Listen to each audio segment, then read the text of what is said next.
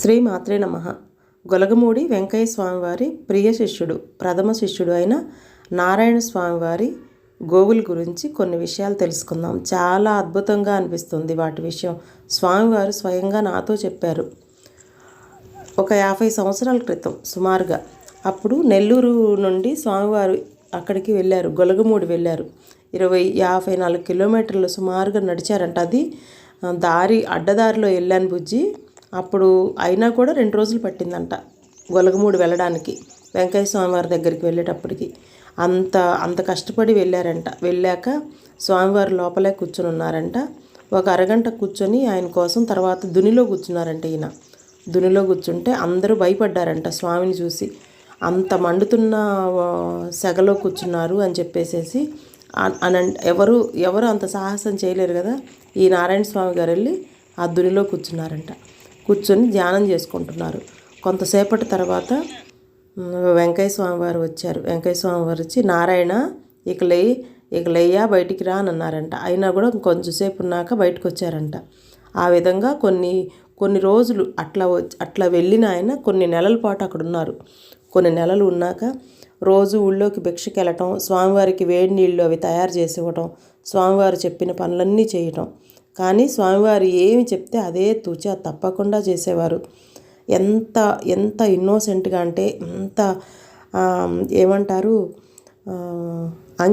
అంకిత భావంతో ఉండేవారు స్వామివారితో. అందుకని ఈ నారాయణ స్వామి తనకంటూ ఒక ఆలోచన ఏదీ లేకుండా వెంకయ్య స్వామి వారు ఏమి చెప్తే అదే చేసేవారు. అందుకని వెంకయ్య స్వామి వారికి ఈ నారాయణ దాస్ గారంటే అంత ఇష్టం.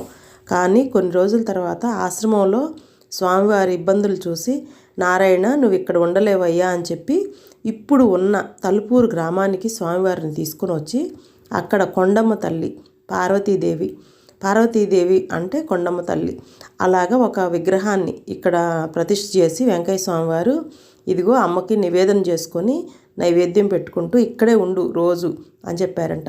స్వామికి ఏం అర్థం కాలేదంట. ఇంత అడవిలో ఒక అమ్మవారిని ఒక చిన్న పాకలాగా వేశారంట. వేసి అక్కడ అమ్మవారిని పెట్టేసి ఇక్కడే ఉండమన్నారు.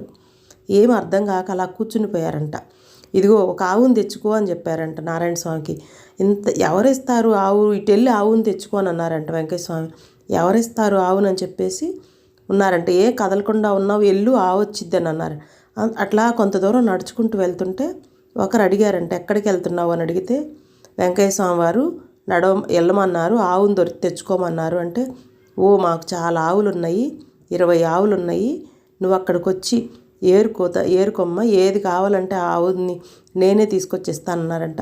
1 కిలోమీటర్ వెళ్ళగానే వాళ్ళ ఇల్లు వచ్చిందంట. వెళ్ళి అక్కడ ఆ మందలో నుంచి ఒక ఆవుని స్వామివారు సెలెక్ట్ చేసుకున్నారు. ఆ ఆవుని తీసుకుంటే వాళ్ళే తీసుకొచ్చారంట.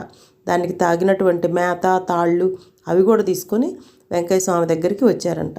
మరి వెళ్ళమంటే ఉదయం వెళ్ళలేదు కదా, వచ్చిందా లేదా ఆవు అని అడిగారంట. ఏం మాట్లాడలేదంట. ఆ ఆవు ఇక స్వామివారికి ఆ ఆవుని పోషించుకోవడం, ఈ అమ్మవారికి నివేదన చేసుకోవటం, ఒక వేప చెట్టు నాటారంట. ఈ చెట్టు కిందే ఉండని ఇప్పటికీ ఆ వేప చెట్టు ఉంది. అక్కడ అమ్మవారికి స్వామివారు నివేదన చేస్తారు ఇప్పటికీ కూడా. ఈ ఆవులన్నీ వెంకయ్య స్వామివారి ఆశీర్వచనంతో వచ్చిన ఆవుకి మనవలు, మనవరాళ్ళు, ముని మనవలు వీళ్ళందరూ కూడా ఎంత అదృష్టమో. అందులోనూ అవధూత అయిన నారాయణ స్వామి వారితో ప్రేమ, ప్రతి నిమిషము ప్రేమతో, ఎంత వర్షం అవనియండి ఏమవనియండి ఈ ఆవులను వదిలి స్వామివారు ఇక్కడికి రారు. వచ్చిన మనసంతా ఆవుల మీదే ఉంటుంది. ఎంత ప్రేమ అంటే ఆవుల కోసం ఎంత కష్టపడతారో. ఎంతమంది అయినా ఏమైనా సరే ఆవులకు ఒక్కటే చేయాలి, ఆయన కోసం ఏం అవసరం లేదు. ఆవులకి మేత గురించి సీతమ్మ గారి సహాయంతో ఇంత పెద్దగా ఆవులు వృద్ధి చేశారు. సీతమ్మ గారు వాటికి సంబంధించిన ఆరోగ్యము, ఆ మేతలు, తవుళ్ళు అవన్నీ చాలా బాగా చేస్తారు. సీతమ్మ గారి వీడియో నెక్స్ట్ వీడియోలో నేను అప్లోడ్ చేస్తాను. స్వామివారికి అసలు ఎంత అంటే ఈ ఆవుల విషయంలో సహకారం పూర్తిగా అందించారు ఎవరంటే అక్కడ ఆశ్రమంలో ఒక సీతమ్మ గారు ఉంటారు. ఆ సీతమ్మ గారి ద్వారా ఈ స్వామివారు ఇన్ని ఆవులకి సంరక్షణ, తర్వాత వాటికి సంబంధించిన మేతలు, నీళ్లు, వాటికి క్లీనింగు ఇదంతా మేనేజ్ చేయటం చిన్న విషయం కాదు. ఒకప్పటికి అవి లాస్ట్ 2 ఇయర్స్కి వచ్చేటప్పటికి 130 ఆవులు అయిపోయినాయి. అవి ఒక్క ఆవుని తీసుకొస్తే అవి 50 ఇయర్స్కి 130 ఆవులు అయిపోయినాయి. చిన్న విషయమా? ఒక ఆవుకి మనం చేయలేము. అలాంటిది అటు చుట్టుపక్కల ఏమీ ఉండవు, అడవిలాగా ఉంటుంది ఆ ఊర్లో. ఏదైనా ఒక వాటర్ కావాలన్నా చాలా కష్టమైన విషయం. అలాంటి స్థలంలో ఆ రోజు ఉండి ఈ రోజుకి 50 ఆవులు ఒక పెద్ద సంస్థానంలాగా తయారైపోయింది. ఎంత బుజ్జిగా ఎంత బాగుంటాయో ఆవులన్నీ. ఆ ఆవులకి చాలా ఫ్యాన్లు, చుట్టూ అంతా దోమలు కొట్టకుండా మస్కిటో మ్యాట్స్ అన్నీ స్వామివారు దగ్గరుండి మరీ చేయించుకుంటారు. సీతమ్మ గారు వాటి బాగోగులన్నీ చూస్తారు. ఆ సమయానికి పాలు తీయటం, వాటన్నిటిని దూడలకి వాటన్ని రక్షించటం, వర్షానికి తడవకుండా చేసుకోవటం. ఉదయం 2-3 గంటలు అసలు ఆ పని 2-3 గంటల్లో అవ్వదు. 5-6 మెంబర్స్ పట్టుకుంటేనే 4-5 అవర్స్ చేస్తారు వాటి క్లీనింగ్ అంతా. అక్కడి నుంచి వర్షం పడుతుందని ఇక్కడ కట్టేయటం, ఇక్కడి నుంచి అక్కడ కట్టేయటం. కానీ నేను ఎన్నో చోట్ల ఆవులను చూశాను, కానీ స్వామివారి ఆ ఆదరణతో పెరిగిన ఆవులు, అక్కడ కాంపౌండ్లో ఆశీస్సులతో ఉన్న ఆవులు సాఫ్ట్గా అనిపిస్తాయి. చూస్తుంటేనే ఎంతో సాఫ్ట్గా అనిపిస్తాయి, ప్రశాంతంగా ఉంటాయి. కానీ చాలా అదృష్టవంతులు అని చెప్పవచ్చు ఆ ఆవులకి స్వామివారు. అందులో కొన్ని ఆవులు ఉన్నాయి, కొంచెం పెద్ద ఆవులు ఉంటాయి కదా, వాటికి మాత్రం స్వామివారు ప్రతి శుక్రవారము సోమవారము ఉదయాన్నే మొత్తం వాటికి స్నానం చేయించి అభిషేకం చేసి పసుపు కుంకుమలు పెట్టేసి పూజ చేసి బాగా చేస్తారు. అంటే అన్నిటికీ చేయలేరు కదా, అన్నిటికీ క్లీన్ చేసి వాటిని పలకరిస్తారు. దగ్గరికి వెళ్ళి ఇలాగ మెడ మీద పొట్ట మీద ఇలా కొట్టేస్తారు. సరే సరే అంటుంటారు. అర్థం అవ్వదు నాకు ఫస్ట్. అంటే వాటిని ఆయన వెళ్ళగానే అవన్నీ లేస్తాయి, ఒక్కోసారి కదిలిస్తూ ఉంటాయి. అంటే వచ్చారు అన్నారు. అందరినీ పలకరించుకుంటా వెళ్ళి నువ్వు అక్కడుండు, నువ్వు ఇక్కడుండు అని వాటితో చాలాసేపు ముచ్చట్లు చెప్తారు. ఉదయం ఎప్పుడు ఖాళీ ఉన్నా గోశాలలోకి వెళ్తారు. చాలా అందమైన ప్రదేశం.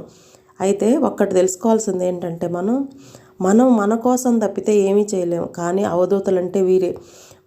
వారు ఏటికి సంబంధం లేదు, వాళ్ళకి ఏవి అవసరం లేదు. ఇవన్నీ వాళ్ళని చూసి నేర్చుకోవటం కోసం, నెక్స్ట్ నేర్చుకోవటం కోసమే వాళ్ళు ఇవన్నీ చేస్తారని నాకు బాగా అర్థమైంది. వాళ్ళు స్వామివారికి 10 రూపాయలకి 100 రూపాయలకి తేడా తెలీదు. వారికి ఏవి అవసరం లేదు, ఏవి తెలీదు, బయటతో సంబంధం లేదు.